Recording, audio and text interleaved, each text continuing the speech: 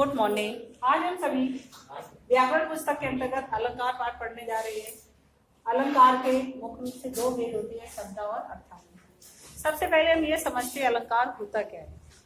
अलंकार का अर्थ होता है आभूषण, अर्थात किसी चीज को सजाने के लिए जो सामग्री हम इकट्ठी करते हैं उसे अलंकार कहा जाता है।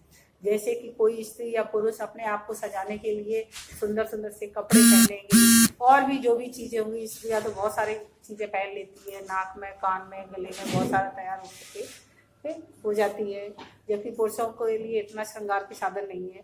तो अपने आप को आभूषणों से सुसज्जित करना कितना अच्छा लगता है कि शायद हमने आपको एक फोटो भेजी थी, छोटी क्लास में थी भी जब पढ़ा रहे थे ऑनलाइन, कि ये एक स्त्री है जो साधारण तरीके से साड़ी पहने हुए है, सिर्फ वो कैसी दिखाई दे रही है, और दूसरी जो अनेक तरह के ऑर्नामेंट है वो भी पहन रखे है उसने, तो उनमें से कौन सुंदर लग रही है? तो नेचुरल है कि वही सुंदर लगेगी। तो इसी तरह से जिस तरह से एक स्त्री आभूषणों को धारण करके अपने आप को सुंदर दिखाने की कोशिश करती, इसी तरह से जो कवि होते हैं वो अपनी कविता को बहुत अच्छा बने, बहुत अच्छी लगे लोगों को, पढ़ने में भी अच्छी लगे और उसका अर्थ भी अच्छा हो। पढ़ने में भी, यदि पढ़ने में रुचिकर नहीं होगी तो कोई पढ़ेगा ही नहीं, और जब पढ़ेगा नहीं तो उसका अर्थ क्या समझेगा? सबसे पहले तो हमें पढ़ने में ही उसको रुचिकर बनाना पड़ेगा। यदि पढ़ने में वो अच्छी लगेगी कविता तो हम बार बार पढ़ेंगे, और फिर जब हम बार बार पढ़ेंगे तो उसका अर्थ भी समझेंगे। तो कवियों का क्या प्रयास रहता है कि कविता को ऐसा बनाए जिससे कि वो लोगों को पढ़ने के में अच्छी लगे। जैसे तुलसीदास जी द्वारा रचित, अभी 10th में आओगे तो तुलसीदास जी के है ना, चौपाई, दोहे, छंद, दोहा, सोरठा जो लिखे हुए, तो उनकी रामचरितमानस सिर्फ हमें पढ़ने में ही अच्छी लगती, लय अच्छी लगती है, जबकि उसके शब्द बहुत क्लिष्ट है, अर्थात बहुत कठिन कठिन शब्द दिए गए, उसका अर्थ मुश्किल से समझ में आता है। जैसे 6th क्लास में हमने पढ़ा हुआ, बुंदेले हर बोलो के मैं हमने सुनी कहानी थी, खूब लड़ी मर्दानी में तू झांसी वाली रानी, हमें पढ़ने में ही अच्छी लग रही है। क्या अर्थ व्यक्त कर रही है वो तो हम बाद में देखेंगे, है, लेकिन हमें पढ़ने में ही उसको अच्छा लग रहा है। तो कुछ चीजें जो हमें पढ़ने में अच्छी लगी, गाने हैं, आप देखते होंगे कि जो गाने होते हैं हमें गुनगुनाने में या गाने में अच्छे लगते हैं, वो अर्थ क्या बता रहे हैं उसकी ओर हमारा ध्यान नहीं जाता है कि वो क्या अर्थ व्यक्त कर रहे हैं, बल्कि हमें गाने में अच्छे लग रहे हैं इसलिए हम गा रहे हैं उसको। तो इसी तरह से कवि भी जो कविताएं लिखते हैं, उन कविताओं को लिखने के लिए वो किन किन देखे शब्दों का प्रयोग करते हैं, उन शब्दों के अंदर क्या क्या अर्थ छिपे हुए हों, इसका वो विशेष ध्यान रखते हैं। आप देखते हैं कि जो गद्य खंड भाग लिखा हुआ होता है उसमें हमारे व्याकरण में नियम दिया गया है कि हिंदी में तो कर्ता, फिर कर्म और फिर क्रिया लगी हुई होनी चाहिए, उसके अनुसार वाक्य बनाया जाता है। लेकिन जब कवि कविताएं लिखते हैं तब इस क्रम का ध्यान नहीं रखते हैं, क्योंकि यदि इस क्रम का ध्यान रखेंगे तो कविता की लय नहीं बनेगी, और जब कविता की लय नहीं बनेगी तो कविता हमें पढ़ने में अच्छी नहीं लगेगी। इसलिए कवि उसको लयबद्ध बनाने के लिए उसमें अच्छे से अच्छे शब्दों का देखे समावेश करते। दूसरे वो ये देखते कि इसकी लय बनी रहे, लोग उसको पढ़ें, और जब बार बार पढ़ेंगे तो उसके अर्थ को भी समझने की कोशिश करेंगे। इसलिए उन शब्दों में बहुत सारे देखिए जो कविता में लिखे हुए शब्द है वो किस किस तरह के हो सकते हैं, ये दिए गए अलंकार में। एक तो होते हैं शब्द अलंकार। शब्द अलंकार का अर्थ होता है शब्दों में सुंदरता, जो सिर्फ हमें पढ़ने में ही अच्छा लग रहा है, बहुत लयबद्ध तरीके से लिखा हुआ है, पढ़ने में हमें अच्छा लग रहा है। और दूसरा होता है अर्थ अलंकार, अर्थात पढ़ने में इतना अच्छा नहीं है लेकिन विशेष अर्थ प्रकट कर रहा है। आपकी तो 9th क्लास है, 10th में भी, 10th वाले भी पढ़ चुके थे। जैसे आपकी बुक में दिए गए होंगे, एक तो रसखान के सवैये दिए गए, हमें पढ़ने में अच्छे लग रहे हैं। एक बाघ वाला लेसन जो आपने पढ़ा हुआ है उसका पढ़ने में अच्छा नहीं लगता है, लेकिन अर्थ विशेष अर्थ प्रकट करता है। अर्थ उसका बहुत गूढ़ अर्थ उसमें छिपा हुआ है, लेकिन पढ़ने में अच्छा नहीं लगता क्योंकि उसको लयबद्ध तरीके से नहीं लिखा हुआ है, इसलिए हमें पढ़ने में इतना अच्छा नहीं लग रहा है वो, लेकिन अर्थ विशेष अर्थ प्रकट कर रहा है, इसलिए वो अर्थ अलंकार में आएगा। और रसखान के सवैये हम पढ़ लें तो हमें वो किस तरह के आएंगे? शब्द अलंकार, अर्थात हमें पढ़ने में अच्छे लगेंगे। इसी तरह से आपके उसमें चंद्र गहना से लौटती बेर, ग्राम श्री दिए गए है लेसन। ग्राम देखे चंद्र गहना से लौटती बेर में तो कविता इस तरह से भी लिखी हुई है, वो तो आपने पढ़ी नहीं है, लेकिन इस तरह से लिखी हुई है जैसे गद्य भाग लिखा हुआ। इस तरह की जो कविताएं लिखी हुई होती है वो हमें पढ़ने में इतनी अच्छी नहीं लगती है, लेकिन अर्थ विशेष प्रकट करती है। तो जो शब्द हमें पढ़ने में अच्छे लगते हैं वो शब्द अलंकार के अंतर्गत आते हैं। शब्द अलंकार के 4 मुख्य भेद होते हैं: अनुप्रास अलंकार, यमक अलंकार, श्लेष अलंकार और पुनरुक्त विकास अलंकार। इनमें सबसे सरल है अनुप्रास अलंकार। अनुप्रास अलंकार में एक ही वर्ड की आवृत्ति बार बार, जैसे चारु चंद की चंचल किरणें खेल रही हैं जलथल में, 4 वर्ड बार बार आया है। पढ़ने में यदि आप लोग उसमें वो खेलते तब भी यदि चंदू के चाचा ने चंदू की चाची को चांदी की चम्मच से क्या यूज हो रहा, चटनी चटाई, 4 वर्ड बार बार आ रहा है तो हमें बोलने में ही अच्छा लग रहा है? तो इस तरह की जो देखिए वर्डिंग होती है, एक ही वर्ड की आवृत्ति बार बार होती है, तो वहां पर अनुप्रास अलंकार होता है। इसलिए सबसे ज्यादा काव्य में जो होता है वो अनुप्रास अलंकार होता है। लेकिन अनुप्रास अलंकार के वैसे तो 8 भेद और है, लेकिन आपको बहुत ज्यादा नहीं पढ़ने हैं, इसलिए 8 को ना पढ़ के आप साधारण रूप से ये समझ लें कि यदि एक ही वर्ड की आवृत्ति आती है तो वहां अनुप्रास अलंकार है। दूसरे, अनुप्रास अलंकार उस जगह भी हो सकता है जहां पर कोई कविता लिखी हुई हो और उसका लास्ट वर्ड अक्सर है ना कविता की लय बनाने के लिए मिलाया जाता है। जैसे आप पढ़ते बुंदेले हर बोलो के मैं हमने सुनी कहानी थी, कहानी में भी नी आया बाद में और थी आई। इसी तरह से खूब लड़ी मर्दानी वह तो झांसी वाली रानी थी, रानी में भी पीछे से नी आया और थी आया उसमें। तो ये इस तरह की लय भी मिली हुई होती है, तो वहां भी अनुप्रास अलंकार होता है। समझ में आया? ये ऐसा नहीं कि एक जो वर्ड मिल रहे हो सिर्फ हम उन्हीं को ही देखें कि वो वर्ड नहीं मिल रहे तो वहां अनुप्रास अलंकार नहीं है। जहां पर इस तरह की लय भी मिल रही होती है तब भी वहां पर अनुप्रास अलंकार होता है। इसलिए सबसे ज्यादा काव्य में होता है अनुप्रास अलंकार। लेकिन ऐसा नहीं कि आप सबसे सरल उसी को ही समझ लो और हर जगह, क्योंकि कविता होगी, अलंकार किसमें होते? गद्य खंड में नहीं होते हैं। किसमें होते हैं? काव्य में, कविताओं में ही होते हैं अलंकार। तो आपको सबसे सरल अनुप्रास लगा, इसलिए आप सब में अनुप्रास अलंकार ही लिख दो है। तो सब में अनुप्रास अलंकार नहीं लिखना है। अनुप्रास अलंकार उसी जगह आपका मान होगा जहां पर दूसरा अलंकार उसमें नहीं दिया गया हो। यदि उसमें दूसरा अलंकार दिया हुआ है और आपने सिर्फ वर्ड को देख करके ही है ना उसमें अनुप्रास लिख दिया तो उसको टीचर काट देगा। तो सबसे पहले आपको ये देखना है कि जो पंक्तियों में अलंकार पूछा जा रहा है उसमें कोई और अलंकार तो नहीं है, अनुप्रास के अलावा कोई और अलंकार तो नहीं है। यदि कोई आपको और कोई भी अलंकार नहीं उसमें समझ में आता है तब आप उसको अनुप्रास लिख सकते। ये दूसरा होगा तो टीचर उसमें ये दूसरा जो अलंकार होगा उसी के ही नंबर देगा, आपके अनुप्रास में नंबर नहीं देगा। तो सरल है तो यदि कोई भी अलंकार नहीं है तो भी अनुप्रास अलंकार सब में होता है, लेकिन हम सारे में यदि अलंकार ही पूछा गया तो नहीं लिख सकते। जैसे काव्य और भाव सौंदर्य जानते हो? काव्य सौंदर्य क्या होता है या भाव सौंदर्य क्या होता है? नहीं आया होगा। काव्य सौंदर्य और भाव सौंदर्य जो होता है, काव्य का मतलब होता है कविता में एक तो पहले अभी 8 तक हम क्या पढ़ते थे? भावार्थ। कविता जो होती थी उसका हमें क्या लिखना होता था?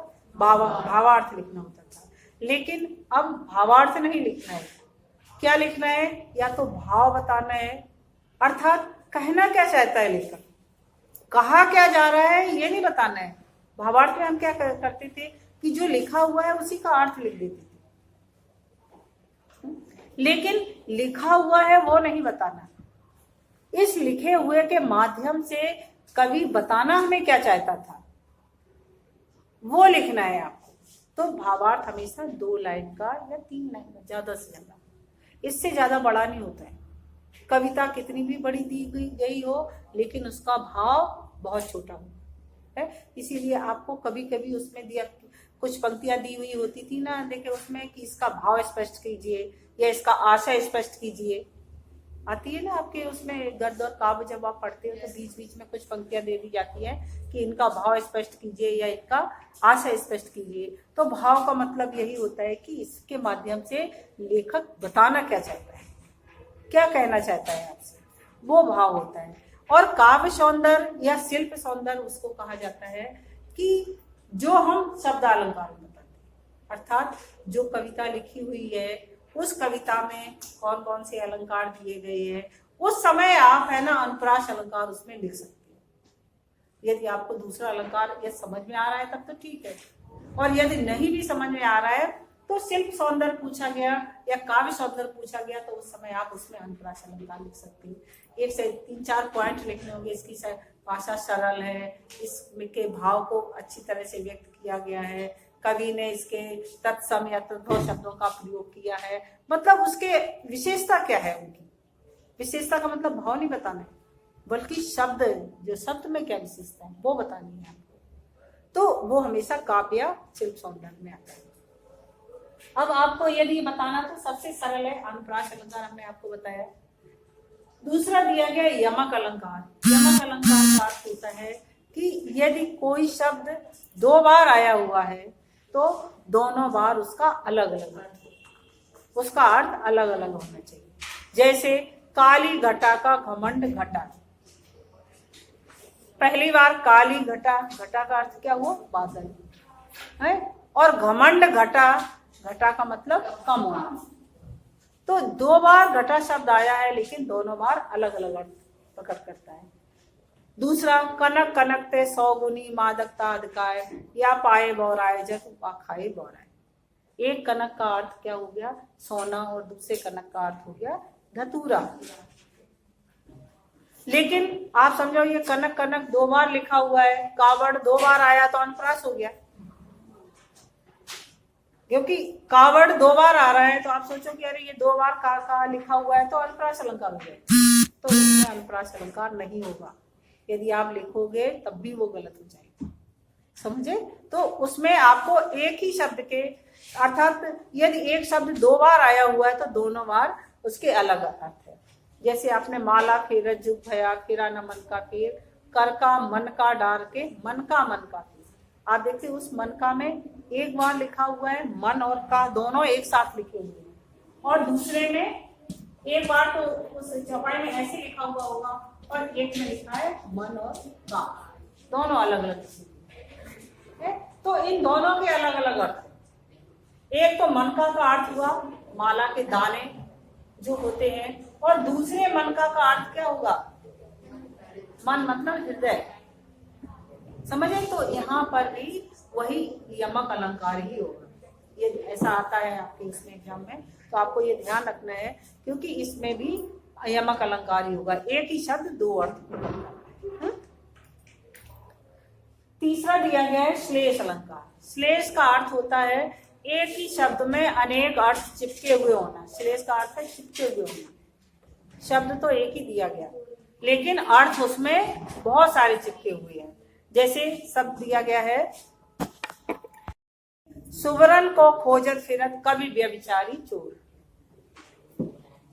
सुवरन को खोजत फिरत कवि व्यभिचारी चोर, इसमें कैसे अलंकार होगा ये बताएंगे।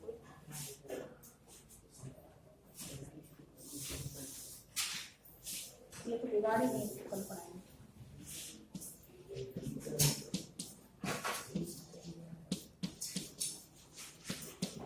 सुवरन को खोजत फिरत कवि व्यभिचारी, और तीसरा शब्द दिया गया है। इसमें श्लेष अलंकार कैसे होगा,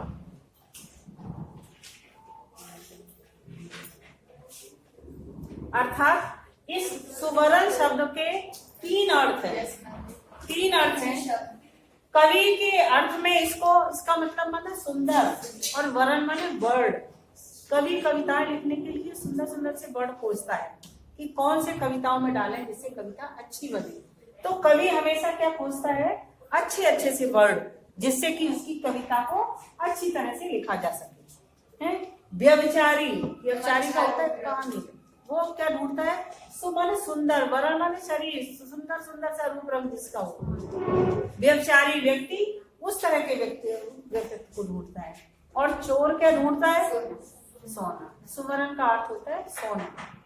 है? सोने का मतलब जो भी धन संपत्ति है वो सब सोने में ही आती है।